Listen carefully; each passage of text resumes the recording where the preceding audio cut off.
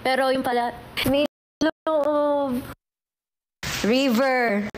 Nung una, akala ko, okay mo lumapit sa amin. Well, sa akin. Ano, distance. Pero yung pala, hindi naman. Kasi sobrang pala. Di ba? Sabi ko, cutie-cutie. Side, very soft and very caring. Ashley, yun dati na lang na impression ko. Bubbly. At ang last impression ko ay tao. Nice.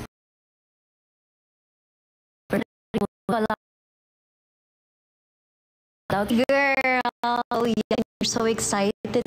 Everything. At syempre, hindi perfect, pero you're gonna go there.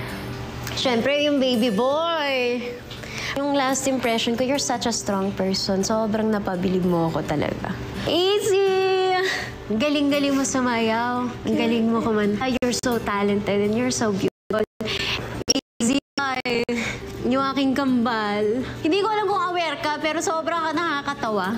In a good way. Na lagi ko sinasabi, lutang at sabaw ka. Pero sabi ko, ang sarap ng sabaw, ang sarap mo kasama, ang sarap mo maging kaibigan. Si Brent!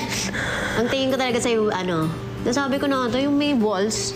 Pero once na i-break mo yun, feeling ko, maganda. Kira! Maarte na parang hindi totoo. Pero hindi naman pala. Sobrang sweet, sobrang caring, and sobrang soft ng heart. Yun, kulang ka sa confidence, but you have to keep reminding yourself na sobrang buti mong tao.